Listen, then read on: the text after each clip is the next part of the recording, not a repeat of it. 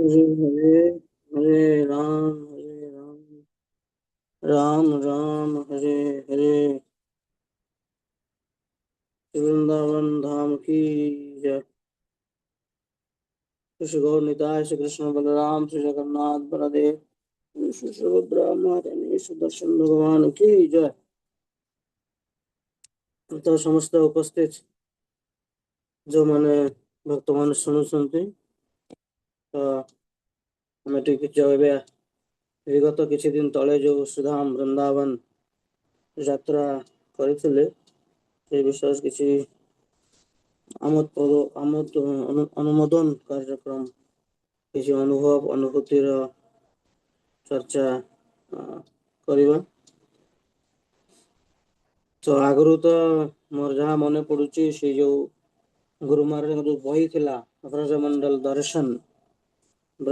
दर्शन बही भी तो प्रायतः मथुरा देश प्रभु समस्त नहीं day wise day 1 day 2 day 3 बन से बन द्वादश बन जो तो से सब गुरु महाराज बुक रीडिंग प्रायतः समस्ते शुणी चलता सेटा भी मु देखी से बही सेटा भी गुरु महाराज प्रायतः से बही रे से जगह मानकर लीला स्मरण एज वेल एज भक्तों जो अनुभूति एक्सपीरियंस शेयरिंग हो कि रियलाइजेशन हो धाम महात्म्य हो सब ही से बही फोकस करके लिखाई जोटा कि आम इस्कन ऑथराइज्ड 84 कोष ब्रजमंडल एमती तो वृंदावन धाम विषय रे अनेक बही रही जो 84 मान ब्रजमंडल दर्शन जोटा एमती तो ब्रजमंडल परिक्रमा गोटे बही एमती से ब्रजमंडल 84 कोष जो दर्शन किंबा जो ये विषय रे अनेक बही रही किंतु एटा हमर जोटा करिसेंती गुरु महाराज परम पूज्य लोकनाथ महाराज ब्रजमंडल दर्शन करके जो बहीटा बहुत सिस्टमेटिक वे रे गुरु महाराज कार्तिक मास रे 1 मंथ जोटा कि 84 कोष 30 दिन रो जो बाय वॉकिंग चाली चाली फुट बेयर फुट रे जोटा हुए परिक्रमा गुरु महाराज बहुत सुंदर डेस्क्रिप्टिव वे रे ताकू पार्ट पार्ट करी डे वाइज इंडिविजुअल करी बहुत सुंदर भाव रे लिखी चंदी से बहीटा भारी भल जो माने भी अभी भी चाहिए से बही हिंदी रे इंग्लिश भाषा अच्छी अवेलेबल आउ स्पेशली कलर प्रिंटेड फोटो सह बहुत रिलीजेबल बही से बही मैं देखी तुम मैंने जो चर्चा करूल एक्चुअली वृंदावन धाम रो अनुभव अनुभूति जोटा मत कहते कहवाई मु तो आरंभ शेष पर्यंत से सब मैनेजमेंट ये सी सब चिंतार रही एथर जो स्पेशल ट्रिप रे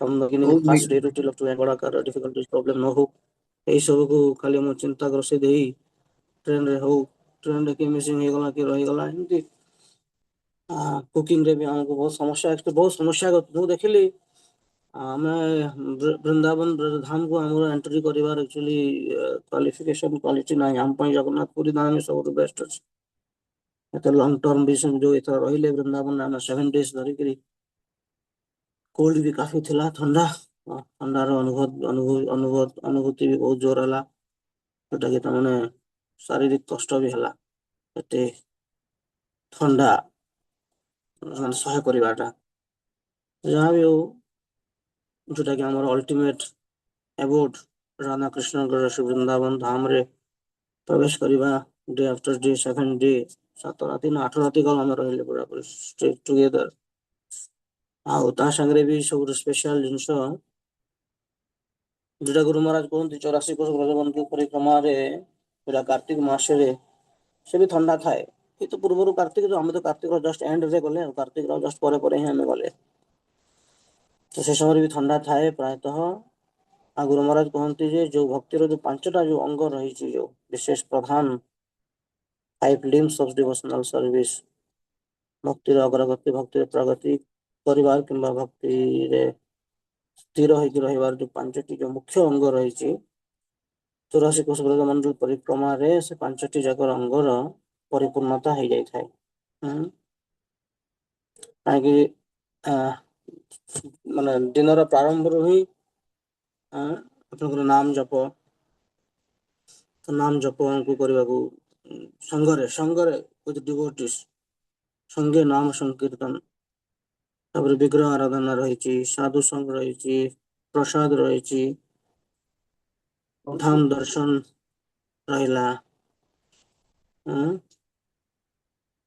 ଏମିତି ଅନ୍ୟାନ୍ୟ ବିଭିନ୍ନ ଯୋଉଟା ସାଧୁ ସଂଘର ଯୋଉ ଆମେ ତ ସେ ପ୍ରକାର ଯେମିତି ରହିଛି ଯୋଉ 5ଟା ଅଙ୍ଗ, ଆମେ ସେଟାକୁ ବି ଦେଖିଲେ ପ୍ରାୟତଃ ଏଠି ଆମର ବି ସେଟା ପରିପୂର୍ଣ୍ଣ ହେଲା ଏଇ ଯାତ୍ରାରେ। କାହିଁକି ଆମେ ଦିଟା ଫେଷ୍ଟିଭାଲକୁ ଆମେ ସିଙ୍କ୍ରୋନାଇଜ କରିକି ଆମେ ପ୍ରାୟତଃ ବୃନ୍ଦାବନ 7 days ଆମେ ରହିଲେ। ଏପଟେ ଆମକୁ ଗୁରୁ ମହାରାଜଙ୍କର ଫୋଗଲା ଆଶ୍ରମର ବି ଯୋଉ ଦିବ୍ୟ ଭବ୍ୟ ଯୋଉ ସ୍ପେଶାଲ ପ୍ରୋଗ୍ରାମ 50th ସନ୍ନ୍ୟାସ ଆନିଭର୍ସରୀ ଗୁରୁ ମହାରାଜଙ୍କର, ତାକୁ ବି ଆମକୁ ଆଟେଣ୍ଡ କରିବା ସୁଯୋଗ ମିଳିଥିଲା। as well as Shri Vrindavan ଧାମ ଦର୍ଶନ ଆଉ ବୃନ୍ଦାବନ କିଛି ବୁଲାବୁଲିର ବି ଯୋଉ ଆମର ଯୋଉ ପ୍ରସ୍ତାବ ରହିଥିଲା, ତ ଦିଟାକୁ ଆମକୁ ସିଙ୍କ୍ରୋନାଇଜ କରିକି 120 around devotee ତାଙ୍କ ମାନଙ୍କର ମନ, ତାଙ୍କର ଡିମାଣ୍ଡସ, ତାଙ୍କର ଭଲ ମନ୍ଦକୁ ନେଇକି ଆମେ 7-8 ଦିନର ଯାତ୍ରା କଲେ ଶ୍ରୀ ବୃନ୍ଦାବନ ଧାମରେ।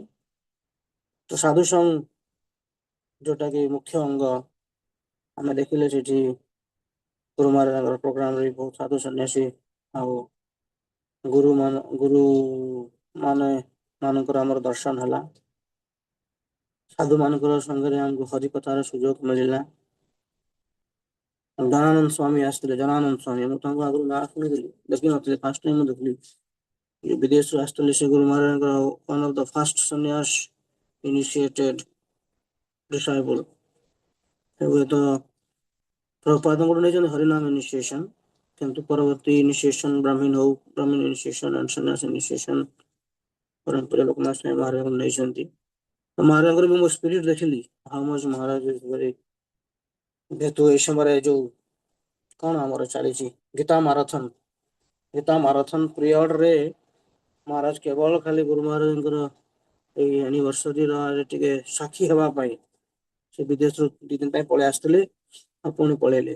ଆଉ ସେ ଆସିବା ଭିତରେ ବି ଷ୍ଟେଜରେ ବି ସେ ଗୀତା ବୁକ୍ ଡିଷ୍ଟ୍ରିବ୍ୟୁସନ ପ୍ରଚାର ବହି ରହି ମହାତ୍ମା କହୁଥିଲେ ଆଉ ବାରମ୍ବାର କହୁଥିଲେ, ମୁଁ ବାହାରେ ଆଉଟସାଇଡରେ ମୋର ବୁକ୍ ଷ୍ଟଲ ଲଗେଇଛି, ବୁକ୍ ପ୍ରିଚିଂ ପାଇଁ ମୁଁ ଷ୍ଟଲ ଲଗେଇଛି, ସମସ୍ତଙ୍କୁ ୱେଲକମ କରୁଥିଲେ, ଆସି ବହି ନେଇଯାଆନ୍ତୁ, ବହି ନିଅନ୍ତୁ ବୋଲିକି।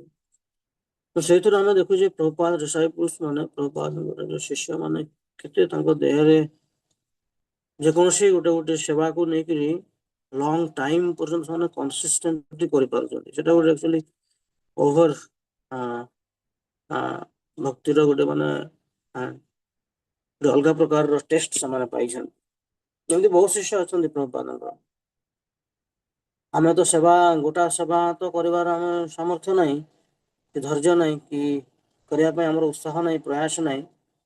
ଆମେ ସେବା କଲେ ବି ପୁଣି ସେବାକୁ ଚେଞ୍ଜେସ କରିବୁ, ଏଟା ଆମର ସୁଟ କରୁନି, ସେଇଟା ସୁଟ କରୁନି। କିନ୍ତୁ ସେମାନେ ଗୁରୁ ମହାରାଜ ହୁଅନ୍ତୁ କି ପ୍ରଭୁପାଦ ଅନ୍ୟ ଡିସାଇପଲ୍ସ ମାନେ ହୁଅନ୍ତୁ ବି, ସେମାନେ ସେବାରେ କିପରି ଭାବରେ ତାଙ୍କର ମତିକୁ ପୁରା ବ୍ରତ କରି ରଖିଛନ୍ତି। ଗୋଟେ ସେବା ଯାହା ବାହାରିଗଲା ପ୍ରଭୁପାଦଙ୍କ ମୁଡ ଆଉ ମାଇଣ୍ଡରୁ, ବସ୍ ଫାଇନାଲ ଲାଇଫ ଟାଇମ ସେମାନେ ସେ ଗୋଟେ ସର୍ଭିସକୁ କରିକି नो हेजिटेशन कि नो चेंजेस, ସେ ଗୋଟେ ପ୍ରକାର ଲାଇଫଷ୍ଟାଇଲକୁ ସେମାନେ ତାଙ୍କ ଲାଇଫରେ ପୁରାପୁରି ମେଣ୍ଟେନ କରୁଛନ୍ତି। ଏଇ କଥା ଏବେ ବି just last few days before ଯୋଉ ନାଗପୁରରେ ବୋଧେ ଗୁରୁ ମହାରାଜ ଯୋଉ ନାଗପୁରରେ ଆସିକି ଯୋଉ ହଉଥିଲା, ଏବେ ଅଛନ୍ତି ନାଗପୁରରେ। ତ ବୋଧେ ଯୋଉ ସମୟରେ ଗୁରୁ ମହାରାଜଙ୍କର 50th ସନ୍ନ୍ୟାସ ଆନିଭର୍ସରୀ ହଉଥିଲା ବୃନ୍ଦାବନରେ, ସେଇ ସମୟରେ ରାଧାନାଥ ସ୍ୱାମୀ ମହାରାଜଙ୍କର ଫେଷ୍ଟିଭାଲ ଅଫ ଗ୍ରାଟିଚ୍ୟୁଡ ହଉଥିଲା ଏଠି ଗୋବର୍ଦ୍ଧନ ଇକୋ ଭିଲେଜ ବମ୍ବେରେ ଯୋଉଟା ଅଛି, ତାଙ୍କ ମହାରାଜାଙ୍କର ଯୋଉ ସେଣ୍ଟର ରହିଛି। ତ ସେଥିପାଇଁ ବୋଧେ ରାଧାନାଥ ସ୍ୱାମୀ ମହାରାଜ ଆସିଲେନି, ବରଂପୁର କିଏ କେମିତି ଆସି ପାରୁନଥିଲେ, ସେ କଥା ମୁଁ ଯାହା ଫିଲ୍ କରୁଛି ଗୌରାଙ୍ଗପୁର ସେଥିପାଇଁ ମୋତେ ଫଲୋଅପ୍ ସେଥିରେ ନାଗପୁରରେ ଆସି ପହଞ୍ଚିଥିଲେ ସେଠିକାର ଫେଷ୍ଟିଭାଲ ଅଫ ଗ୍ରାଟିଚ୍ୟୁଡକୁ ସାରିକି। ତ ନାଗପୁରରେ ବି ଗୌରାଙ୍ଗପୁର ବହୁତ ସୁନ୍ଦର ଗୋଟେ ଷ୍ଟେଟମେଣ୍ଟ କହିଲେ, ମତେ ଭାରି ଭଲ ଲାଗିଲା। ସେଟା ହଉଛି ନା ଯଦିଓ ପ୍ରଭୁପାଦଙ୍କ ପିରିୟଡରେ 108ଟି ମନ୍ଦିର ପ୍ରଭୁପାଦ ଭୂମି ସ୍ଥାପନା କରିଥିଲେ, ଫାଉଣ୍ଡେସନ ଷ୍ଟୋନ, କର୍ଣ୍ଣର ଷ୍ଟୋନ ଇଏ କରିଥିଲେ ଟେମ୍ପଲ୍ସ ମାନଙ୍କର, କିନ୍ତୁ ପ୍ରଭୁପାଦଙ୍କ ପିରିୟଡରେ ସେ ଟେମ୍ପଲ ଗୁଡାକ ଫୁଲ ଫ୍ଲେଜଡ ହେଇନଥିଲା। ଆଉ ଏବେ ବର୍ତ୍ତମାନ ଡେଟରେ ଯୋଉ ଇସ୍କନରେ ଯୋଉ ମୋର ଦେନ 1300 ଟେମ୍ପଲ ଅଛି, 1300 ମନ୍ଦିର ଅଛି ସାରା ବିଶ୍ୱରେ, ସେଥିରୁ ମ୍ୟାକ୍ସିମମ୍ 400-500 ମନ୍ଦିର କେବଳ ଇଣ୍ଡିଆରେ ଅଛି। 400-500 ମନ୍ଦିର ଓନ୍ଲି ଇନ୍ ଇଣ୍ଡିଆ, ବାକି ଅନ୍ୟାନ୍ୟ ମନ୍ଦିର ଗୁଡା ଅନ୍ୟାନ୍ୟ ଜାଗା ମାନଙ୍କରେ ଅଛି। ତ ସେଥିରୁ ପୁଣି ଗୌରାଙ୍ଗପୁର କହିଲେ ଯେ ପ୍ରଭୁପାଦଙ୍କ ସମୟରେ କେବଳ ମାତ୍ର ହାତ ଗଣତି 4-5ଟି ହିଁ ମନ୍ଦିର ଆମ ଭାରତରେ ଥିଲା, ଯୋଉଟାକି ଜୁହୁ ବମ୍ବେ, ହାଇଦ୍ରାବାଦ, ମାୟାପୁର, ବୃନ୍ଦାବନ, ଆଉ ଗୋଟେ କଣ 4-5ଟା ଥିଲା। ତ 4-5ଟାରୁ ଆଜି ଯୋଉ 400ଟା, ଯୋଉ 400-500ଟା ଯୋଉ ନମ୍ବର ଇସ୍କନ ଟେମ୍ପଲ ଫୁଲ ଫ୍ଲେଜ ଟେମ୍ପଲ, ଏଟା ପୂର୍ଣ୍ଣ ମାତ୍ରାରେ ମନ୍ଦିର ଫଙ୍କସନିଂ କରୁଛି, with deity worship, with devotees, with festivals program, with full program from morning to night, ସବୁ ପ୍ରକାର ଯୋଉଟା କି ମାନେ କୁହନ୍ତି ଫୁଲ ଫ୍ଲେଜ ରନିଂ ଟେମ୍ପଲ। ତ ସେ ସବୁକୁ ପ୍ରଭୁପାଦ ତାଙ୍କ ସମୟରେ କରିନଥିଲେ, ସେ ତ ଖାଲି ଫାଉଣ୍ଡେସନ ଷ୍ଟୋନ କରିକି ଯାଇଥିଲେ 108ଟା, ଯୋଉଟା ଆମର ବି ଇସ୍କନ ଭୁବନେଶ୍ୱର କଥା ବି କହୁଥିଲି, ଯେମିତିକି ଆଜ ଏକ୍ସାମ୍ପଲ ଇସ୍କନ ଭୁବନେଶ୍ୱର ଟେମ୍ପଲ 108ତମ last founded project of Shrila Prabhupada 108तम मंदिर जोटा कि इस्कन भुवनेश्वर। तो प्रभुपाद 1977 आसिले, ଆଉ କଣ ଏଟା ଭିତ୍ତି ପ୍ରସ୍ତର ସ୍ଥାପନା କରିକି ତାପରେ ପଳେଇଥିଲେ।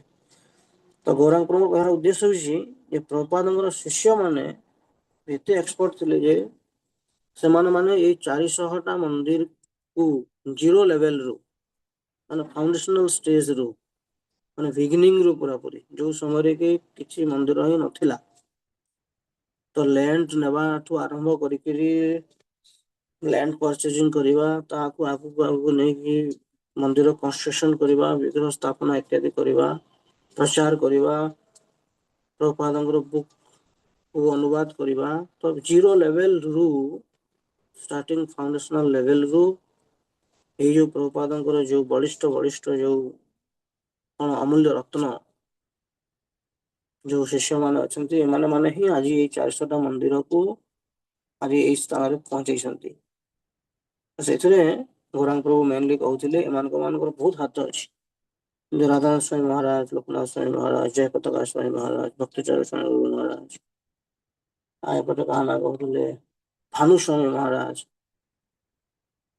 कमाल कृष्ण गोस्वामी महाराज, एमती किसी अन्यतम जो माने कि सिंसियर सीरियस और बहुत सीनियर मोस्ट प्रभुपादଙ୍କର जो बलिष्ठ शिष्य जो माने रहितले, सेमानक मानकर प्रयासरे, तांकर प्यूरिटीरे, तांकर प्रभुपादଙ୍କ प्रति डेडिकेशन, जदिओ प्रभुपाद डिसअपियर करिगले 77 रे, तापर पर जो भारत रे आज जोटा हम देखुछि इंडिया रे जो इस्कॉन रो जो प्रचार मूवमेंट रो जो परिपाटी जो आभिमुख्य देखुछि, तार पूर्ण श्रेय जाउछि प्रभुपादଙ୍କର एई बलिष्ठ शिष्य मानकु नेकी। तो एथरो आम देखुचे जे साधु संघ, तो सेमानक मानकर आम संघ प्रदान कले सेठी श्री वृंदावन धाम रे, तो सेमानक मानकर कृपा आशीर्वाद इत्यादि भी आम से फगला आश्रम रे, एटा ही हमर मेन ऑब्जेक्टिव थिला जे आम केमती दीटा को सिंक्रोनाइज करके आम केमती प्रोग्राम को आम सक्सेसफुल करि परिबा, जहा बहुत सुंदर भाव से सब हेइची। आउ आपण सब तीर्थ तो सब जगह तो विजिटिंग किछि किछि करिसंती, कि 84 कोष ब्रजमंडल दर्शन वही रे आ से जो कार्तिक मास रे 1 मंथ ऑफ जो परिक्रमा जो रही से तार टेस्ट अलग अच्छी, से टेस्ट रो जो प्रकार सेटा तार जो मूवमेंट हुए कि जो प्रकार जो कार्यक्रम हुए प्रोग्राम हुए सेटा आहुरी उत्साहजनक, सेटा आहुरी प्रेरणा दिए। आम लास्ट टाइम जो किसी दिन रही 4-5 दिन प्रोग्राम करूँ, मुझे देखिए भारी मत इंस्पायरिंग लगी, लगे जस्ट लाइक कौरव पांडव युद्ध होते महाभारत युद्ध कुरुक्षेत्र रे युद्ध तो होता, अभी तो गुरु महाराज कहते 64 करोड़ 64 କୋଟି 64 କୋଟି ସୈନ୍ୟ ସାମନ୍ତ ଥିଲେ। ଶୁଣିକିରି ବି ଆଶ୍ଚର୍ଯ୍ୟ ଲାଗୁଛି। 64 କୋଟି କେମିତି ରହୁଥିଲେ, କୋଉଠି ରହୁଥିଲେ, କେମିତି ଯୁଦ୍ଧ ହଉଥିଲା ତାଙ୍କ ଭିତରେ। ଏବେ ଆମର ସମଗ୍ର ଭାରତର ଯୋଉ କଣ ଏଟା କୁହନ୍ତି ଜନଗଣନା, ଯୋଉ ପପୁଲେସନ କେତେ 124 ନା କେତେ, ସେତେବେଳେ କହୁଥିଲେ ଗୁରୁମା, ସେତେବେଳେ କେବଳ ଯୁଦ୍ଧ, ଓନ୍ଲି ଆର୍ମି। ହଁ, କୁରୁକ୍ଷେତ୍ର ଯୁଦ୍ଧକୁ ତ ଆଉ ତ ଘରର ତ ସମସ୍ତେ ଯାଇନଥିଲେ ନା, ମା ଝିଅ ବୋହୂ ସ୍ତ୍ରୀ କିମ୍ବା ଛୁଆମାନେ ଯାଇନଥିଲେ, କେବଳ ପୁରୁଷ ମାନେ ଯାଇଥିଲେ, ମେଲ୍ ପର୍ସନ। ସେମାନେ ହିଁ ଖାଲି 64 କୋଟି ଥିଲେ। ତ ତା ବାଦ କେତେ ଥିବେ ରିମେନିଂ ଚିନ୍ତା କରନ୍ତୁ ସେଇ ସମୟରେ। ଆଉ ଏବେ 124 ଅଛନ୍ତି ଭାରତର ଜନଗଣନା। ଆମେ କହୁଛୁ ଏତେ ପପୁଲେସନ ଗ୍ରୋଥ କରୁଛି, ବଢୁଛି, ଇଏ ସେଟା ଗୁରୁମା ଶୁଣିବାର କହିଥିଲା, ଆପଣ ଶୁଣିଛନ୍ତି। ଆଉ ସେଇ ଯୋଉ ବ୍ରଜମଣ୍ଡଳ ପରିକ୍ରମା ଯୋଉ ହୁଏ 1 ମନ୍ଥର କାର୍ତ୍ତିକ ମାସରେ, ସେ ଭାରି ଆନନ୍ଦଦାୟକ। ଆରାଉଣ୍ଡ 1500 2000, ଏଥର 1800 ନା କଣ, 2022 ପର୍ଯ୍ୟନ୍ତ ବି। ହଁ, ସେଥିରେ ବେଶୀ ଇଣ୍ଟରେଷ୍ଟିଂ କଣ, ସେଥିରେ ବହୁତ କମ୍ୟୁନିଟିର ଡିଭୋଟି ଆସିଥାନ୍ତି, ବିଦେଶୀ ଦେଶୀ ସବୁ ମିଶା। ଓଡ଼ିଆ ଟେଣ୍ଟ ଅଲଗା, ବଙ୍ଗାଳୀ ଟେଣ୍ଟ ଅଲଗା, ଆଉ ଆନ୍ଧ୍ରା ବାଲାଙ୍କର ଅଲଗା, ଇଂଲିଶ ବାଲାଙ୍କର, ଫରେନ ବାଲାଙ୍କର ଅଲଗା, ରସିଆନ ରୁ ଭକ୍ତ ହେଇଥାନ୍ତି। ତ ସେଟା ତମେ ରହିଲେ ସେଟା ଏକ୍ସପିରିଏନ୍ସ କରିପାରିବେ ଯେ କେମିତି ପ୍ରଭୁପାଦ ଜୀ ମହାରାଜ କହୁଥିଲେ, ISKCON is a family where all kinds of people can stay together। ଆରେ ଭଲ ଲାଗା ସେଠି ବି ଆମେ ଲାଷ୍ଟ ଡେରେ ଯୋଉ ଥିଲୁ ସେଇ ଗୋରେ ଦାଉଜିଠୁ ରାବେଲ ରେ ଥିଲୁ ଆମେ ଲାଷ୍ଟ ଡେ। ମୋର ଏଥର ଯୋଉ ରାବେଲ ଦର୍ଶନରେ ମୋର ମନେ ପଡୁଥିଲା, ଲାଷ୍ଟ ନାଇଟ୍ ଆଉ ନାହିଁ, ଆମେ ରାବେଲରେ ମର୍ଣ୍ଣିଂରେ ରିଚ୍ କରିକି ଆମେ ପ୍ରସାଦ ପାଇକି 4ଟା ବେଳେ ବାହାରି ଆସିଥିଲୁ ବୃନ୍ଦାବନକୁ।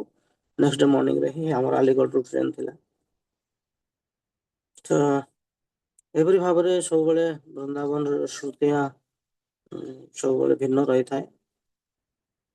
ଯଦିଓ ଶାରୀରିକ କଷ୍ଟ ରୁହେ ଧାମ ଯାତ୍ରା ଇତ୍ୟାଦି କଲେ, କିନ୍ତୁ ମାନସିକ ସ୍ତରରେ ଅନ୍ତରରେ ସମସ୍ତଙ୍କୁ ଭାରି ଭଲ ଲାଗେ ଯେକୌଣସି ଧାମ ଦର୍ଶନରେ। ଆଉ ଲୀଳାସ୍ଥଳୀ ଯୋଉ ଆମର ଯୋଉ ତିନୋଟି ଯୋଉ ରହିଛନ୍ତି, ଯୋଉ ସମ୍ବନ୍ଧ ଅଭିଧେୟ ପ୍ରୟୋଜନ, ଯୋଉ ଆମେ କହୁଛେ ସମ୍ବନ୍ଧ ଅଭିଧେୟ ପ୍ରୟୋଜନ, ଗୋବିନ୍ଦ ଗୋପୀନାଥ ମଦନ ମୋହନ। ଆମେ ଦେଖିଲେ ମନ୍ଦିର ବି ସେଠି ଗୋବିନ୍ଦ ଦେବ ମନ୍ଦିର ଅଛି, ଗୋପୀନାଥ ବି ଦେଖିଲେ, और मदन मोहन तो देखिले ଡାହାଣ ପଟେ ଯୋଉ ସାଇଡରେ ଯୋଉ ଅର୍ଦ୍ଧଭଗ୍ନ ମନ୍ଦିର ରହିଛି। ବୃନ୍ଦାବନ ଧାମ ସମ୍ପୂର୍ଣ୍ଣ ଭାବରେ ଏଇ ଯୋଉ ତିନୋଟି ଯୋଉ ତତ୍ଵ ରହିଛି, ସମ୍ବନ୍ଧ ବିଜ୍ଞାନ, ଅଭିଧେୟ ତତ୍ଵ, ପ୍ରୟୋଜନ ତତ୍ଵ ରହି ଯୋଉ ମୂଳ ବିଗ୍ରହ ସବୁ ବୃନ୍ଦାବନରେ ହିଁ ଉତ୍ପତ୍ତି ହେଇଛନ୍ତି, ଯୋଉମାନେ ମାନେ କି ନିଜେ ନିଜେ ପ୍ରକଟ ବିଗ୍ରହ ଯୋଉଟା ଆମେ କୁହେ। ବୃନ୍ଦାବନକୁ ସେମିତି ତ ଦେଖି ହେବନି, ଜାଣି ହେବନି, ଚିହ୍ନି ହେବନି Bai hour blunt muscular I ସେ ନାକେଡ ଆମେ ଧାମ କୁ ଆମେ କୌଣସି ପ୍ରକାରର ସ୍ପର୍ଶ ଇତ୍ୟାଦି କିମ୍ବା ଦର୍ଶନ ଇତ୍ୟାଦି ଆମେ କରିପାରିବା ନାହିଁ। ଆମର ଜଡ ବୁଦ୍ଧି କିମ୍ବା ଜଡ ଚକ୍ଷୁ ଜଡ ଶରୀରରେ ଆମର ଧାମର ପ୍ରବେଶ ନାହିଁ। ସେଟା ଗୁରୁ ମାନବ ବି ବାରମ୍ବାର କୁହନ୍ତି ଯେ ଆମକୁ ଧାମକୁ କଣ ଦେଖିବାକୁ ହବ, କେମିତି ଦେଖିବା ଧାମକୁ? ଆଖିରେ ଦେଖି ହବନି। ଧାମକୁ ଦେଖିବାକୁ ହେଲେ କାନ ବାଟେ ଦେଖିବାକୁ ପଡିବ। କାନକୁ ଆମକୁ ଖୋଲିବାକୁ ପଡିବ। କାନକୁ ଓପନ କଲେ ଆମେ ଧାମର ଲୀଳା ଚରିତ୍ର ଇତ୍ୟାଦି ଆମକୁ ଶ୍ରବଣ କଲେ, ଶୁଣିଲେ, ଯେମିତି ଆମକୁ ସାଧୁ ସାଧୁପତି ପ୍ରଭୁ ସବୁ ଜାଗାରେ କିଛି ଅଳ୍ପ ଅଳ୍ପ ସମୟ ପାଇଁ ଆମର ମହାତ୍ମା ସେ ଜାଗାର ଗ୍ଲୋରିଫିକେସନ ଗ୍ଲୋରିଜ କହୁଥିଲେ, ସେମିତି କାନରେ ଶୁଣିଲେ ଆମେ ସେ ଧାମକୁ ଆମେ କିଛି ମାତ୍ରାରେ ଅନୁଭବ ଆଉ ଅନୁଭୂତି କରିପାରିବା। କିମ୍ବା ଆମେ ଭଗବାନଙ୍କର ଯୋଉ 5000 କେତେ ଶହ ବର୍ଷ ପୂର୍ବରେ ଯୋଉ ଲୀଳା କରିଥିଲେ, ତାର କିଛି ମାତ୍ରାରେ ଆମେ ସ୍ମରଣ କିମ୍ବା ଚିନ୍ତନ ଆମେ କରିପାରିବା। ଜଷ୍ଟ ବାୟ ହିୟରିଂ, ଶୁଣିବାକୁ ପଡିବ, ଗ୍ରନ୍ଥରୁ ପଢିବାକୁ ପଡିବ କିମ୍ବା ସାଧୁଙ୍କ ମୁଖରୁ ଶୁଣିବାକୁ ପଡିବ। ସେଇଭଳି ଚେତନା, ସେଇଭଳି ବୁଦ୍ଧି, ସେଇଭଳି ମତି ଯଦି ଆମର ଜାଗ୍ରତ ହବ, ତେବେ ଆମେ ଧାମର କିଞ୍ଚିତ ମାତ୍ରାରେ ଆମେ ତାର ଲୀଳା ଇଏରେ ଆମେ ପ୍ରବେଶ କରିପାରିବା। ତ ଭଗବାନ କୃଷ୍ଣଙ୍କର ବିଗିନିଂ ତ ସମ୍ପୂର୍ଣ୍ଣ ବୃନ୍ଦାବନରେ ହିଁ ତାଙ୍କର ଲୀଳା ଇତ୍ୟାଦି ସବୁ କିଛି ହେଇଛି ଆରମ୍ଭରେ। ତ ମୁଁ ଆଉ କଣ କହିବି ଯୋଉଟା, ଆଉ ହଁ ଏଇଟା ମେନଲି ସମସ୍ତଙ୍କ ପାଇଁ ବହୁତ ବଡ ଚ୍ୟାଲେଞ୍ଜେସ୍ ଥାଏ ଯେ ଗୋବର୍ଦ୍ଧନ ପରିକ୍ରମା, ଗିରିରାଜ ଗୋବର୍ଦ୍ଧନଙ୍କର ପରିକ୍ରମା କରିବାର ଯୋଉ ସାମର୍ଥ୍ୟ ଦରକାର, 22-24 କିଲୋମିଟର ଯୋଉ ଗିରିରାଜ ଗୋବର୍ଦ୍ଧନଙ୍କର ଯୋଉ ପୁରାପୁରି ସାର୍କମଫରେନ୍ସକୁ ପରିକ୍ରମା କରିବା ଚ୍ୟାଲେଞ୍ଜେସ୍ ଥାଏ, ପ୍ରାୟ ସମସ୍ତେ କରିପାରନ୍ତିନି। ଯାହା ହଉ ମୁଁ ଦେଖିଲି ଏଥର ବହୁତ ଉତ୍ସାହ ସହକାରେ ଲେଟ୍ ମାନେ ଟାଇମରେ ବି ଆରାଉଣ୍ଡ 10:30ରେ ପରିକ୍ରମା ଷ୍ଟାର୍ଟ ହେଲା। ପ୍ରାୟତଃ ସମସ୍ତେ ଭକ୍ତମାନେ ସକ୍ସେସଫୁଲି ହେମକୁଣ୍ଡ ବିନୋଦ ଗାର୍ଡେନ ଗୁରୁମାର କଥା କୀର୍ତ୍ତନ ଶ୍ରବଣ କଲା ପରେ ପ୍ରାୟ ସମସ୍ତେ କମ୍ପ୍ଲିଟେଡ ଅଲମୋଷ୍ଟ 2ଟା-3ଟା ସୁଦ୍ଧା କରିଥିଲେ ଗୋବର୍ଦ୍ଧନ ପରିକ୍ରମା। ଏଇଟା ମୁଁ ପ୍ରାୟ ଗୋବର୍ଦ୍ଧନ ପରିକ୍ରମା କଲା ପରେ ଦେହ ଖରାପ ହୁଏ, କାହାର ଗୋଡ ମୋଡି ହେଇଯାଏ, ଜ୍ୱର ବି ହୁଏ ଏତେ ଲଙ୍ଗ ଡିଷ୍ଟାନ୍ସ ୱାକିଂ କରିବାରେ। ସେଟା ଭକ୍ତମାନେ ବି ପ୍ରାୟତଃ ସମସ୍ତେ ପୂର୍ଣ୍ଣ ମାତ୍ରାରେ କରିଛନ୍ତି।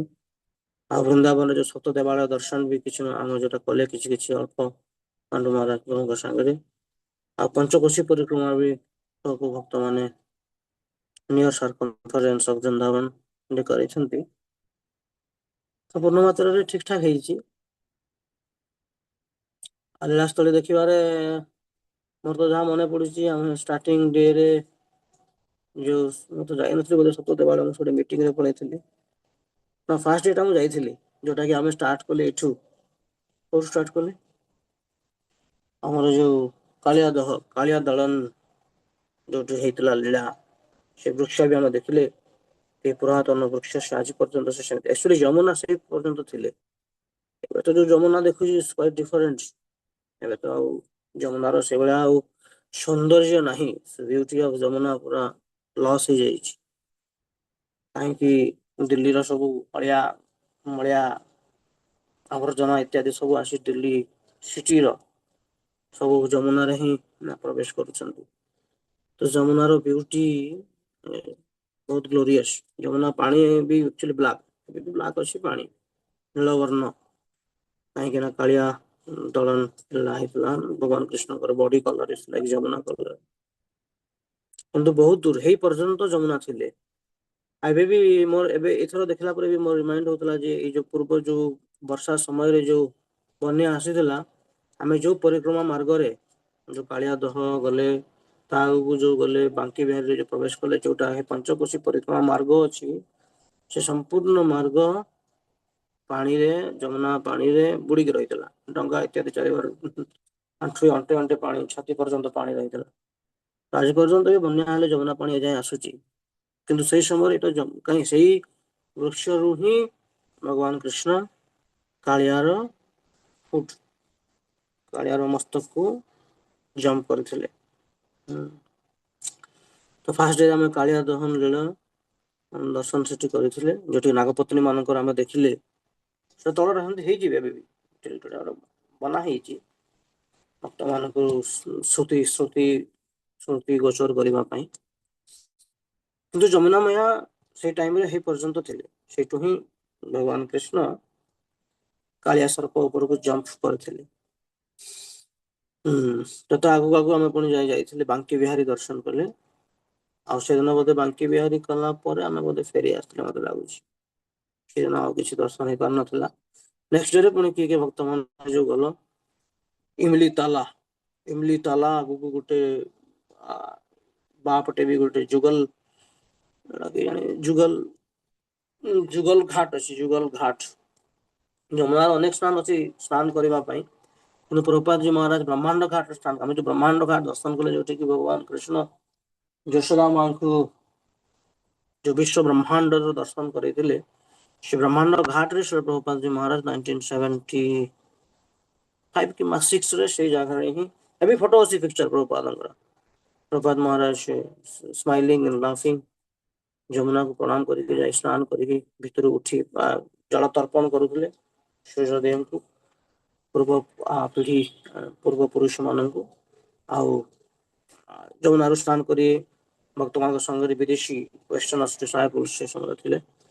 ତା ହାତ ଧରିକିରି ଉପରକୁ ଉଠି ଆସିବାର ଫଟୋ ବି ଅଛି ପ୍ରଭୁପାଦଙ୍କର ବ୍ରହ୍ମାଣ୍ଡ ଘାଟରେ। ଏମିତି ଏଇ ଯୋଉ ଯୁଗଲ ଘାଟ କଥା ଯୋଉଟା ମୁଁ କହୁଛି, ଏଇଟା ହିଁ ଇମଲି ତାଲା ପୂର୍ବରୁ କିମ୍ବା ପରେ ହିଁ ଆମେ ଥରେ ସ୍ନାନ କରିଥିଲେ ମତେ ବାପଟେ, ସେଠି ବି ସ୍ନାନ କରନ୍ତି ପ୍ରାୟ ଭକ୍ତମାନେ। ତା ଆଗକୁ ଗଲେ, ଆଚ୍ଛା ଇମଲି ତାଲା ଯୋଉଟା ଦେଖିଲି ସେଠିକାର ବି ତ ଜାଣିଥିବେ ସମସ୍ତେ, ଚୈତନ୍ୟ ମହାପ୍ରଭୁଙ୍କର ବୈଠକ ଅଛି ସେଠି, ବୈଠକ ଚୈତନ୍ୟ ମହାପ୍ରଭୁ ସେଠି ଆସି ବସୁଥିଲେ, ବସି ବିଶ୍ରାମ କରୁଥିଲେ, କିମ୍ବା ବସୁଥିଲେ ବସିକି ଯମୁନା ଦର୍ଶନ ଇତ୍ୟାଦି କରୁଥିଲେ। ସେ ଜାଗାରେ ଇମିଲି ମାନେ ସେ କଣ ଏଇଟା କଇଁଆ ଗଛ ନା କଣ, ତେନ୍ତୁଳି ତେନ୍ତୁଳି ତେନ୍ତୁଳି ତେନ୍ତୁଳି ଗଛ ସେଠି ରହିଥିଲା। ପାଖରେ ଗୋଟେ ମୁସଲିମଙ୍କର ଯୋଉ ଷ୍ଟୋରି ଅଛି ଥିଲା ତ, ସେଟା କଣ ସେ ହାଣିଲା କଣ ଏମିତି ବ୍ଲିଡିଂ ବ୍ଲଡ ର ସେଠି ବାହାରିଥିଲା। ଏ ପ୍ରକାର ଷ୍ଟୋରି ସେ ରହିଛି ଇମଲି ତାଲାରେ। ଆଉ ଇମଲି ତାଲାର ପଛପଟ ଗେଟ ରୁ ଯଦି ଭିତରକୁ ପଶିକି ସେପଟେ ବାହାରି ଯିବେ ଆପଣ, ଗୋଟେ ନିଧିବନ, ସେବାକୁଞ୍ଜ, ସେଟା ପାଣ୍ଡୁ ମହାରାଜକୁ ନେଇଥିଲେ ବୋଧେ, ସେ ସବୁ ଦର୍ଶନ ରହିଛି। ନିଧିବନ ରେ ଯୋଉଠିକି ରାଧାକୃଷ୍ଣଙ୍କର ଯୋଉ ରାତ୍ର କଣ ହେଟା କୁହନ୍ତି, ରାସ ନୃତ୍ୟର ଯୋଉ ଶୃଙ୍ଗାରର ବିଶେଷ ଦର୍ଶନ ସେଠି ରୁହେ। ନିଧିବନରେ କେହି ରୁହନ୍ତିନି, ମୋଷ୍ଟ ପ୍ରୋବାବଲି ଇଭିନିଂ ସୁଦ୍ଧା ସମସ୍ତେ ପଳେଇ ଆସନ୍ତି। ଆଉ ନିଧିବନରେ ଇଭିନ ଯୋଉ ଦେଖିଲେ ଆମେ ଯୋଉ କୁଞ୍ଜ, ଏଟା ସବୁ କୁଞ୍ଜ ଗୁଡାକ, ଏବେ ତ ତାକୁ ଲୋକ ଦେଖିବା ପାଇଁ ସେମିତି କରାହେଇଛି। ଏସବୁ ଗୁଡାକ କି ଗଛ ତ ନାଁ ତ ଜଣା ନାହିଁ, ଯାହା ବି ହଉ ବୃନ୍ଦାବନର ଗୁଳ୍ମ ଆଉ ବୃକ୍ଷ ଇତ୍ୟାଦି କୁଞ୍ଜ ଭାବରେ ସେଠି ପ୍ରକାଶ ହେଇଛନ୍ତି, ଯୋଉଠି କିି ରାଧାକୃଷ୍ଣଙ୍କର ରାତ୍ରି ରାସ ଇତ୍ୟାଦି ନିଧିବନ ରେ ହୁଏ। ସେଠି ପୂଜାରୀ ଦେଖାନ୍ତି ସେ ଯୋଉ ଶୃଙ୍ଗାର ଥାଏ ରାଧାରାଣୀଙ୍କର, ଏଇଟା ସିନ୍ଦୁର ଆଉ ଶଙ୍ଖା କିମ୍ବା ଆଉ କିଛି ଯୋଉଟା ସବୁ ରାତିରେ ରଖିଥାନ୍ତି ପୂଜାରୀ, ନେକ୍ସଟ ଡେ ଆସିଲେ ମର୍ଣ୍ଣିଂରେ ଦେଖିଲାକୁ ସେ ସବୁ ଡିସପ୍ଲେସମେଣ୍ଟ ହେଇଥାଏ, ଏପଟ ସେପଟ ହେଇଥାଏ। ତାମାନେ ଟିଲ୍ ଟୁଡେ ଆଜି ପର୍ଯ୍ୟନ୍ତ ବି ସେଠି ରାଧାକୃଷ୍ଣ ଅନ୍ୟ ସଖୀ ମାନଙ୍କର ମିଳନ ଆଉ ଏ ରାସ ନୃତ୍ୟର ଏ ସବୁ ସେଠି, ସେଥିପାଇଁ ସେଠି ଇଭିନିଂ ହେଲା ସୁଦ୍ଧା ପ୍ରାୟ କେହି ସେଠି ପୁରୁଷ ମାନଙ୍କର ପ୍ରବେଶ ନାହିଁ, ଏମିତି ବି ସେ ପୂଜାରୀ କୁହନ୍ତି। ସେଠି କେବଳ ନାରୀ ମାନେ ହିଁ, ଗୋପୀ ଇତ୍ୟାଦି ମଞ୍ଜରୀ ମାନେ, ସଖୀ ମାନେ ଇତ୍ୟାଦି ହିଁ ପ୍ରବେଶ କରିପାରିବେ। ସେଥିପାଇଁ ସେଠି ସନ୍ଧ୍ୟା ହେଲେ ମଙ୍କିସ୍ ଯୋଉ ଥାନ୍ତି, ବନ୍ଦର ମାନେ ବି ପ୍ରାୟ କେହି ରୁହନ୍ତିନି। ଏସବୁ ଅନ୍ୟାଚୁରାଲ ନ୍ୟାଚୁରାଲ ଅଟୋମେଟିକ ଇଏରେ ଭଗବାନଙ୍କର ସଙ୍ଗ ସାନିଧ୍ୟରେ ସେ ସବୁ ସେଠୁ ପଳାନ୍ତି।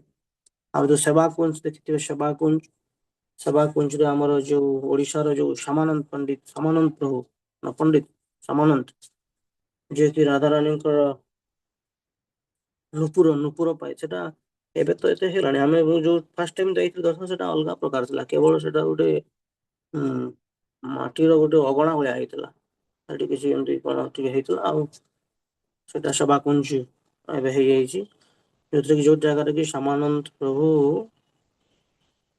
ତାଙ୍କର ଯୋଉ ଗୁରୁଙ୍କର ଯୋଉ ଇଏରେ ଯୋଉ ଗୁରୁ ତାଙ୍କୁ କହିଥିଲେ, ଦେଖନ୍ତୁ ଏଇଟା ହଉଛି ସେବାର କଣ କହିବା, ମାନେ ସେବାର ରେଜଲ୍ଟ। ରେଜଲ୍ଟ ମାନେ କଣ, ଫଳ। ସେବାର ଯୋଉ ପରିଶେଷରେ ଯୋଉ ଫଳ ମିଳେ, ଯୋଉ ଫଳ ପ୍ରାପ୍ତି ହୁଏ, ଶ୍ୟାମାନନ୍ଦ ପ୍ରଭୁଙ୍କର ଗୁରୁଙ୍କର ନାଁ, ସେ ଯେତେବେଳେ କହିଲେ ଯେ ଶ୍ୟାମାନନ୍ଦ, ଏବେ ତମର ଗୋଟିଏ ମାତ୍ର ସେବା, ତମେ ଏ ସେବା କୁଞ୍ଜରେ ସେବା ଦବ। ତମ ସେବା କଣ ନା, ତମେ ପ୍ରତିଦିନ ଝାଡୁ ମାରିବ, ଝାଡୁ ଲଗେଇବ। ଶ୍ୟାମାନନ୍ଦ ସେ ଝାଡୁ ମାରି ମାରି ମାରି ମାରି ମାରି ମାରି ଶେଷରେ ଏମିତି ଦିନ ସମୟ ଆସିଲା ଯୋଉଠିକି ତାଙ୍କର ସେବାର ପରିପୂର୍ଣ୍ଣତା ହେଲା, ଆଉ ସେ ରାଧାରାଣୀଙ୍କର ପାଉଁଜି ସେଠି ପ୍ରାପ୍ତ ହେଲେ। ଯେତେବେଳେ ସାମାନନ୍ଦ ପାଉଁଜି ପାଇଲେ, ସେ ଆଶ୍ଚର୍ଯ୍ୟଚକିତ ହେଇଗଲେ, ପାଉଁଜି ଆସିଲା ରଖିଥିଲେ। ତାପରେ ଲଳିତା ବୋଧେ ଆସିକି ଶ୍ୟାମାନନ୍ଦ ପ୍ରଭୁଙ୍କୁ ପରୀକ୍ଷା କରିବା ପାଇଁ କେହି ଆସିକି କହିକି ମାଗିଲେ, କହିଲେ ଯେ ସେ ପାଉଁଜି ଦିଅ, ସେ ଆମର ଇଷ୍ଟ, ଆମର ପ୍ରେୟସୀ, ଯିଏକି ବ୍ରଜେଶ୍ୱରୀ ଶ୍ରୀମତୀ ରାଧାରାଣୀଙ୍କର ସେ ପାଉଁଜି, ଆଉ ଆମକୁ ଦିଅ। ଶ୍ୟାମାନନ୍ଦ ପ୍ରଭୁ ଦେଲେନି, ମୁଁ ଏମିତିରେ ଦେବିନି ପାଉଁଜି, ଯାହାର ପାଉଁଜି ନିଜେ ଆସି ମୋ ପାଖରୁ ମାଗିକି ନେଲେ ମୁଁ ଦେବି, ମୁଁ ଏମିତି ତା ହାତରେ କାହା ହାତରେ ମୁଁ ଦେବିନି। ଏଇଟା ହଉଛି ତାଙ୍କ ଗୁରୁଙ୍କ ପ୍ରତି ତାଙ୍କର ଯୋଉ ଥିଲା ସମର୍ପଣ ଭାବ, ସେବା। କହିଦେଲେ ଝାଡୁ ମାର, ସେ ଝାଡୁ ମାରିଲେ। ସେଥିପାଇଁ ଇସ୍କନରେ ପ୍ରଭୁପାଦ ମହାରାଜ କହିଛନ୍ତି ସେବାର କୌଣସି ପାର୍ଥକ୍ୟ ଭିନ୍ନତା ନାହିଁ। କିଏ ଝାଡୁ ମାରୁଛି, କିଏ ଆଉ କଣ କରୁଛି, କିଏ ପୂଜାରୀ କରୁଛି, କିଏ ପ୍ରସାଦ କୁକିଂ କରୁଛି, କିଏ ଡିଷ୍ଟ୍ରିବ୍ୟୁସନ କରୁଛି, କିଏ ହାଣ୍ଡି ଡେକଚି କଢେଇ ଇତ୍ୟାଦି ମାରୁଛି। ଏମିତି ନାହିଁ, ଦେଖନ୍ତୁ ଝାଡୁ ମାରି ମାରିକି ଯୋଉଟାକି ସବୁଠୁ ମିନିୟଲ, ସେଥିପାଇଁ ପ୍ରଭା କହିଛନ୍ତି ମିନିୟଲ ସର୍ଭିସ। ଏମିତି ନାହିଁ କି ଗ୍ରେଟ୍ ସର୍ଭିସ, ଆମକୁ ସବୁଠୁ ମିନିୟଲ ସର୍ଭିସ କରିବାକୁ ପଡିବ। ଝାଡୁ ମାରି ମାରିକି ସମାନଙ୍କୁ ରାଧାରାଣୀଙ୍କର ପାଉଁଜି ପ୍ରାପ୍ତ ହେଇଗଲେ। ଶେଷରେ ରାଧାରାଣୀ ନିଜେ ଆସି ରାଧାରାଣୀଙ୍କୁ ଦର୍ଶନ ଦେଲେ ସମାନ ପ୍ରଭୁଙ୍କୁ। ସେ ପାଉଁଜି ଦେଲେ, ଏବେ ତାଙ୍କ ସମ୍ପ୍ରଦାୟ ରାଧାରାଣୀଙ୍କର ପାଉଁଜି ତିଲକ ସମାନନ୍ଦ ଏଇ ସମ୍ପ୍ରଦାୟ, ସେ ତାଙ୍କର ସେଇ ପ୍ରକାର ତିଲକ ସେମାନେ କରନ୍ତି ରାଧାରାଣୀଙ୍କର।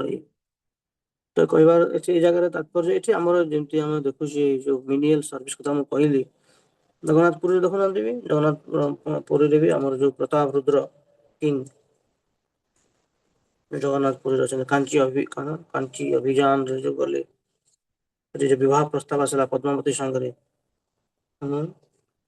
କଣ ତିରସ୍କାର କରୁଥିଲେ ଯେ ଝାଡୁ ମାରୁଛି ସେ, କୋଉଠି ଗୋଟେ ପୁରୀ ବଡ ଦାଣ୍ଡରେ ଝାଡୁଦାରକୁ ମୁଁ କେମିତି ମୋ ଝିଅକୁ ବିବାହ କରିବି, ବିବାହ ପ୍ରସ୍ତାବ ଦେବି।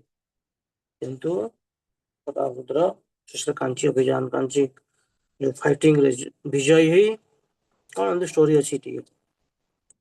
ତ ସେ ବି ଦେଖନ୍ତୁ ରାଜା ହେଇକି କିଙ୍ଗ ଅଫ ଉତ୍କଳ, ଭଗବାନଙ୍କର ପ୍ରିୟ ଭକ୍ତ ହେଇକି ସେ ନିଜେ ଭଗବାନଙ୍କର ସେବାରେ ଟୁ ଟିଚ୍ ଅଦର୍ସ, ଅନ୍ୟମାନଙ୍କୁ ଶିକ୍ଷା ଦେବା ପାଇଁ, ଅନ୍ୟମାନଙ୍କୁ ଗୋଟେ ଉଦାହରଣ ପ୍ରସ୍ତୁତ କରିବା ପାଇଁ ନିଜେ ସେ ସମଗ୍ର ବିଶ୍ୱର ଯୋଉ ଲୋକମାନେ ସମସ୍ତେ ଯୋଉ ଏକତ୍ରିତ ହଉଛନ୍ତି ଲାର୍ଜ ସ୍କେଲରେ ରଥଯାତ୍ରା ସମୟରେ ସମସ୍ତଙ୍କ ସମ୍ମୁଖରେ ନିଜେ ରାଜକୀୟ ବେଶରେ ପୁଣି ହେଇକି ରାଜକୀୟ ବେଶରେ ଟ୍ରୋନ ପଗଡି ଇତ୍ୟାଦି ଭିଡି ସେ ଭଗବାନଙ୍କର ପ୍ରୀତି ପାଇଁ ବଡ ଦାଣ୍ଡରେ ଝାଡୁଦାର ସେବା କରୁଛନ୍ତି ରାଜା ହେଇକି। ତ ଏମିତି ରହିଛି ବହୁତ ଲୀଳା ସାମଞ୍ଜସ୍ୟ। ତାପରେ ଆମର ସେଠି ଟେର କଦମ ବି ଯାଇଥିଲେ, ଯାଇଥିଲେ କି ମୋର ମନେ ନାହିଁ, ମୁଁ ତ ଯାଇଥିଲି ଟେର କଦମ ଟେର କଦମ ଯାଇଥିଲେ। ଆଉ ନେକ୍ସଟ ଡେ ରେ ଯୋଉ ଆଉ ଦିନ ଆମେ ବସ ରେ ଗଲେ ନନ୍ଦଗାଁও, ନନ୍ଦ ଭବନ ଆଉ ବର୍ଷାନା ଧାମ ଗଲେ, ଆଉ ଦିନେ ଗୋବର୍ଦ୍ଧନ ପରିକ୍ରମା ହେଲା। ଆଉ ଦିନେ ଯୋଉ ଆମର ଯୋଉ ପର୍ସନାଲ ଯୋଉ ବସ ରେ ଗଲେ ସେଟା କାଫି ଭଲ ଭଲ ଜାଗା ସବୁ ଆମେ ରମନ ରେତିରେ ଭାରି ବଢିଆ ମତେ ଲାଗିଲା। କବାଡି ଖେଳୁଥିଲି, ଆମର ସୋଲାପୁର ପ୍ରେସିଡେଣ୍ଟ ତାଙ୍କର ଭକ୍ତଙ୍କ ନେଇ ଆସିଥିଲେ। ତ ଏଇ ଯୋଉ ରମନ ରେତି ଅଛି, ଏଇ ଜାଗାରେ ବି କୃଷ୍ଣ ବଳରାମ ଖେଳୁଥିଲେ। ସେ ସବୁ ସ୍ଥାନ ପାଖାପାଖି ଅଛି। ରମନ ରେତି, ତା ପାଖରେ ବ୍ରହ୍ମାଣ୍ଡ ଘାଟ ଥିଲା, ଏପଟେ ଯୋଉ ମହାଦେବ ଥିଲେ, କଣ ମହାଦେବ ଚିନ୍ତହରଣ ମହାଦେବ ହେଲେ, ଆଉ ସେପଟେ ଆମର ଯୋଉ ଗୋକୁଲ ଥିଲା, 84 ଖମ୍ବା ଯୋଉ ଦେଖିଲେ, ଯୋଉଠି କୃଷ୍ଣ ବଳରାମ ଯୋଉ ପିକ୍ ବଳରାମ ଥିଲେ, ମଝିରେ ବ୍ୟାକଡ୍ରପ ରେ ବଡ ବଳରାମ, ଆଉ ମଝିରେ ଛୋଟ କାହ୍ନିଆ କୃଷ୍ଣ ଯୋଉ ପାଲକିରେ ଆମେ ଯୋଉ ଦୋଳି ଦୋଳେଇଲେ, ଆନନ୍ଦ ଯଶୋଦା ଥିଲେ, ଗୋକୁଲ ତ ପାଖରେ ଏଇ ସବୁ ରାଜସ୍ଥଳୀ ରହିଛି। ତ ଓଡିଶାର ବି, ଆମର ଓଡିଶା କଲଚର, ମୁଁ ଏବେ ଏଠି କହୁଥିଲି ସେ ଯୋଉ ଗୀତ ରହିଛି କାର ଏଟା ଅରବିନ୍ଦ ମୁଦୁଲି ନା କିଏ ଲେଖିକି ନା ଗାଇଛି, ସେ ବାଲି ଖେଳୁଥିଲେ ନନ୍ଦ ସୂତ କଳା କହ୍ନେଇ, ସେ ବଢିଆ ସେ ଗାଉଛି। ଏମିତି ବି ଆମର ଓଡିଶା ଉତ୍କଳର କଲଚର ରହିଛି, ସେଟା ସେଇ ଜାଗା ଆକ୍ଚୁଆଲି, ସେଇ ଜାଗାକୁ ସଙ୍ଗୀତ ମାଧ୍ୟମରେ ତାକୁ ଉପସ୍ଥାପନା କରିଛନ୍ତି, ଯୋଉଠି କି କୃଷ୍ଣ ବଳରାମ ଯୋଉ ବାଲି ଖେଳୁଥିଲେ। ବ୍ରଜ ବୃନ୍ଦାବନରେ ମୁଁ ଆମେ ଯୋଉ 84 କୋଶ ପରିକ୍ରମା କରୁଥିଲୁ, ମୁଁ ଦେଖିଛି ପ୍ରାୟ ଯେତେ ସବୁ ମଠ ଅଛି ବୃନ୍ଦାବନରେ, ସବୁଠି ଗୋଟେ ଆଖଡା ଅଛି। ଆମର ଏଠି ପୁରୀରେ ବି ଅଛି ଆଖଡା, କଣଟା କହନ୍ତି ପହେଲମାନ ସବାଇ ଅଛନ୍ତି। କିଛି ମନ୍ଦିରକୁ ବିପତ୍ତି ପଡିଲା, କିଛି ଅସୁବିଧା କିଛି ହେଲା, କିମ୍ବା ଜାଣିବାର ହଉଛନ୍ତି, ବର୍ଷା ଯୋଗୁରୁ କେହି ଆଉ ଦର୍ଶନାର୍ଥୀ ଟାଣୁନାହାନ୍ତି, ତ ସେ ସମୟରେ କଣ ଅଛି ଛତିଶ ନିଯୋଗ ଯୋଉ ଅଛି ଆମର ଜଗନ୍ନାଥ ପୁରୀରେ ଗୋଟେ ଡିପାର୍ଟମେଣ୍ଟ ଅଛନ୍ତି ପୁରା, ସେମାନେ ସ୍ପେଶାଲ ସେ ଆଖଡା ମାନଙ୍କରେ ରୁହନ୍ତି ଆଉ ସେମାନେ ସେ ସମୟରେ ସେଇ ସେବା ଗୁଡାକ କରନ୍ତି। ତ ଏମିତି ଶ୍ରୀ ବୃନ୍ଦାବନ ଧାମରେ ବି ଧାମକୁ ବିପଦ ଆପଦ ନ ପଡିବ ବୋଲିକି ବି ପ୍ରାୟ ସବୁ ମଠ ମାନଙ୍କରେ ଆଖଡା ଗୋଟେ ପରମ୍ପରା ରହିଛି। ତ ଏଇ ଯୋଉ ରମନ ରୀତି ଯୋଉ ଦେଖିଲେ ଯୋଉ କୃଷ୍ଣ ବଳରାମ ବି ଏଠି କୁସ୍ତି କରୁଥିଲେ, କୁସ୍ତି ଆଉ ଗୋଡାଗୋଡି ମାରପିଟ ତାଙ୍କ ସଖା ସମ୍ବନ୍ଧୀ ମାନଙ୍କର ସାଙ୍ଗରେ, ତ ସେ ସବୁ କୁସ୍ତିର ଯୋଉ ବି ଆଭିମୁଖ୍ୟ ଯୋଉ ରହିଛି, ଯୋଉ ଷ୍ଟାର୍ଟିଂ, ସେ ବି ସେ ଭଗବାନଙ୍କଠୁ ହିଁ ସୃଷ୍ଟି ହେଇଛି, ସବୁ ଜିନିଷ ଭଗବାନଙ୍କଠୁ ହିଁ ପ୍ରାପ୍ତ ହେଇଛି। ଆମେ ଯୋଉ ଦେଖିଛୁ ବହୁତ ଜାଗାରେ ମଠ ମାନଙ୍କରେ ଏମିତି ବାଲି ଆଉ ବ୍ରଜ ତ ମାଟି ଦେଖିଲେ, ବ୍ରଜ ମାଟି, ବ୍ରଜର ଯୋଉ ବ୍ରଜ କଣ ଏଟା କହୁଛନ୍ତି ବ୍ରହ୍ମ, କି ବ୍ରହ୍ମ ପ୍ରଭୁ, ଅନ୍ନ ବ୍ରହ୍ମ, ରେଣୁ ବ୍ରହ୍ମ ବ୍ରଜରାଜ ଯୋଉ junction and junction baby powder ଠୁ ବି କୋମଲ ଅଛି, ତ ସେମିତି ମାଟିର ଆଖଳା କରିକି ଛୋଟ ଛୋଟ ଛୁଆ ବି ଛୋଟ ବଡ ସବୁ ସାଇଜ ଅଛନ୍ତି ତାଙ୍କର, ସ୍ମଲ ସ୍ମଲ ଆଉ ବିଗ ବିଗ ମିଡିୟମ ମିଡିୟମ। ଆମେ ସକାଳୁ ଉଠିକି ଆମେ ଇଆଡେ ସଂସାର ଦବା କଲାକୁ ସେ ତାଙ୍କର ସେ ସବୁ ଚାଲିଥିବ ତାଙ୍କର। ତ ବ୍ରଜର ଏଇ ଯୋଉ ଅନୁଭୂତି ଟା ବହୁତ ଭିନ୍ନ ପ୍ରକାର। ମୁଁ କାହାକୁ ଗୋଟେ ଦେଖାଉଥିଲି ବି, ଯୋଉଠି ଆମେ ଦେଖିଲେ ଏଇ ଯୋଉ ଉଦୁଖୁଳ ଦେଖିଲେ ଗୋଟେ ମା ବସିଥିଲେ ଆମେ ଯିବା ସମୟରେ, ସେ ଯୋଉ ଗୋ ମାତାଙ୍କର ଯୋଉ ମଣ୍ଡା ପିଠା ବିକ୍ରି କରିବା ପାଇଁ ରହୁଥିଲେ, ସେ ପୁରା କଭର୍ଡ। ଆଉ ବି ବହୁତ ଜାଗା ଦେଖିଲେ ଆମେ, ଏଠି ବି ନନ୍ଦ ଭବନରେ ବି ନନ୍ଦ ଗାଁରେ ବି ଦେଖିଲେ, ବହୁତ ଜାଗା ଦେଖିଥିଲେ। ସେମାନେ ମାନେ ତାଙ୍କର ରହିବାର, ତାଙ୍କର ଚାଲିଚଳନ ଆଜି ପର୍ଯ୍ୟନ୍ତ ବି ସେଇ 5000 ବର୍ଷର ଯୋଉ ପୁରୁଣା ଭଗବାନ କୃଷ୍ଣଙ୍କର ସମ୍ବନ୍ଧ ସାଙ୍ଗରେ ଆଜିକାଲି ଯୁଗ କେତେ ଡେଭଲପ କଲାଣି, କେତେ ପ୍ରୋଗ୍ରେସ, କିନ୍ତୁ ସେମାନେ ସେଇଭଳି ଭାବରେ ଆଜି ପର୍ଯ୍ୟନ୍ତ ବି ତାଙ୍କର ବେଶଭୂଷା, ତାଙ୍କର ଚାଲିଚଳନକୁ ବଜାୟ ରଖିଛନ୍ତି। ଆଉ ବ୍ରଜବାସୀ ମାନେ ବି ବହୁତ ସିମ୍ପୁଲ, ସାଧୁ ସନ୍ଥ ମାନଙ୍କୁ ସମ୍ମାନ, ତାଙ୍କ ନିଜସ୍ୱ ବୋଲି କିଛି ନାହିଁ। ଏଇଟା ବ୍ରଜର ବି, ଏଇଟା ମୁଁ ଲାଷ୍ଟ ଅନୁଭୂତି କହୁଛି, ଟାଇମ ହେଇଗଲାଣି। ତାପରେ ଯୋଉ ତାଙ୍କର ଘର ଦେଖିବେ ବି ତମେ ଆଶ୍ଚର୍ଯ୍ୟ, ଘରେ ପଶୁ ପଶୁ ପିଣ୍ଡା, ଯେମିତି ଆଜିକାଲି ତ ପିଣ୍ଡା ନାହିଁ ଆଉ, ଦିପଟରେ ପିଣ୍ଡା ଥିବ, ମଝିରେ ପାହାଚ ଥିବ, ଏଣ୍ଟ୍ରି କରୁ କରୁ ରାଇଟ ସାଇଡ ରେ ଗୋଶାଳା ଥିବ, ଗାଈ ବାଛୁରୀ ଥିବେ। ଆଉ ପ୍ରାୟ ସମସ୍ତଙ୍କ ଘରେ ଆମେ ଦେଖିଛୁ ହ୍ୟାଣ୍ଡ ପମ୍ପ ଅଛି, ହ୍ୟାଣ୍ଡ ପମ୍ପ ଏବେ ବି ହ୍ୟାଣ୍ଡ ପମ୍ପ ଅଛି, tubewell type of hand pump. ତାପରେ ମଝିରେ ସେଣ୍ଟର କୋର୍ଟୟାର୍ଡ, ଚାରିପଟରେ ଘର, ଆଉ ତା ପଛପଟକୁ କିଛି ବାଡ଼ି ବଗିଚାର ବ୍ୟବସ୍ଥା ହେଇକି, ପ୍ରାୟ ବ୍ରଜବାସୀ ମାନଙ୍କର ଏଇ ସିମିଲାର ଟାଇପ ଅଫ ଘର ରହିଛି। ଆଉ ଆଜି ପର୍ଯ୍ୟନ୍ତ ବି ବ୍ରଜ ମାନର ସେ ଖଟ ଦଉଡି ଭୁବନେଶ୍ୱରରେ କୋଉଠି, ସେଠି ଆଜି ବି ସେ ଖଟ ଦଉଡିରେ ଏ ସବୁ ରହିଛି। ଅଛି, ଆମର ବହୁତ ଫୋନ ଆସିଲାଣି, ୱାନ ବାଇ ୱାନ ଫୋନ ଚାଲିଛି। ତ ଆଉ ଅନ୍ୟାନ୍ୟ ଭକ୍ତ ମାନ ଯୋଉମାନେ ଅଛନ୍ତି ବି ଏଇଟାକୁ ଅନୁମୋଦନ କାର୍ଯ୍ୟକ୍ରମକୁ ଜାରି ରଖନ୍ତୁ। ନିଜ ନିଜର ଅନୁଭୂତି ଅନୁଭବକୁ, ଆମେ ଯୋଉ ଟ୍ରେନରେ ଥିଲା ପ୍ରୋଗ୍ରାମ କରିବା, କିନ୍ତୁ ଏତେ ଜାମପେକ୍ଟରେ ଆମେ କରିପାରିଲେନି। ସମସ୍ତେ କିଛି ମାତ୍ରାରେ ବୃନ୍ଦାବନର ଏଇ ଯୋଉ ଲାଷ୍ଟ ଫ୍ୟୁ ଡେଜ ର ଏକ୍ସପିରିଏନ୍ସ ସମସ୍ତେ ସେୟାର କଲେ, ସମସ୍ତେ ଉପକୃତ ହେବେ, ନିଜ ନିଜ ଭିତରେ ବି ସମ୍ପର୍କ ବି ଭଲ ରହିବ।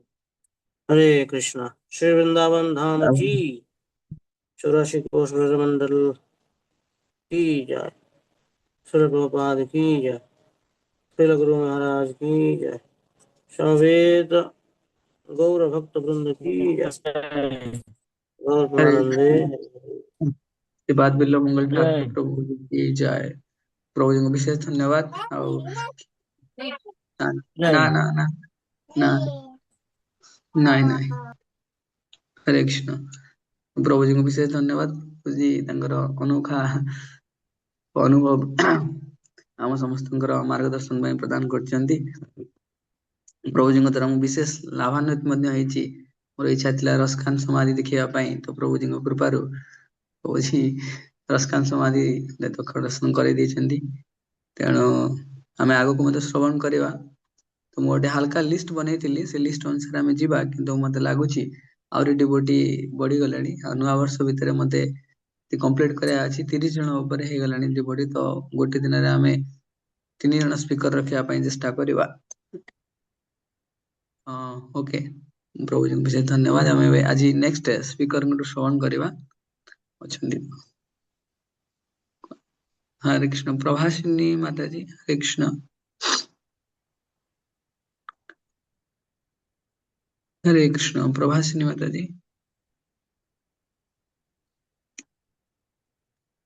ओके ମୁଁ ଲିଭ୍ କରୁଛି ହେଲା। आगे आगे प्रभु धन्यवाद ହଁ प्रभु। ମୁଁ हरे ଟିକେ कृष्ण କଣ୍ଟିନ୍ୟू କର, ମୋ ଫୋନ୍ ଆସୁଛି। ହରେ କୃଷ୍ଣ। आगे